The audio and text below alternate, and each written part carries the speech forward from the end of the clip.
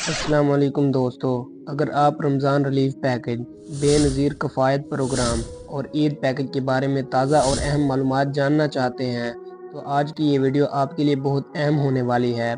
इस वीडियो में मैं आपको बताऊंगा कि किन लोगों को हुकूमत की तरफ से माली इमदाद मिल सकती है और ईद से पहले कौन सी बड़ी खुशखबरी आ सकती है। हुकूमत पाकिस्तान की जानिब से हर साल रमज़ान मुबारक में मुस्तहिक और गरीब ख़ानदानों की मदद के लिए मुख्तलिफ इमदादी प्रोग्राम शुरू किए जाते हैं। इन प्रोग्राम के तहत 10,000 से 13,000 बाज़ अफराद को रुपए तक माली इमदाद दी जाती है ताकि वो रमज़ान में राशन और ज़रूरी एशिया ख़रीद सकें।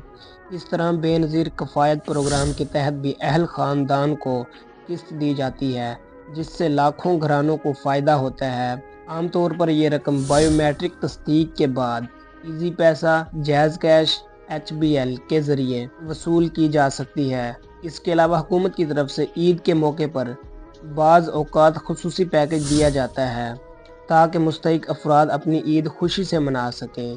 ताहम ये बहुत ज़रूरी है कि लोग सिर्फ़ सरकारी ज़राए से आने वाली मालूमात पर ही एतमाद करते हैं और किसी गैर मकसदा लिंक पर या वेबसाइट पर अपने ID कार्ड या ज़ाती मालूमात फ़राहम न करें, क्योंकि इंटरनेट पर बहुत सी गलत खबरें और फ्रॉड भी चल रहा है। अगर आप किसी इमदादी प्रोग्राम के अहल हैं तो आपको अमूमन सरकारी पैगामात मसूल हो जाती हैं, जिसके बाद आप करीबी अदायगियाँ मरकज़ जाकर अपनी रकम वसूल कर सकते हैं।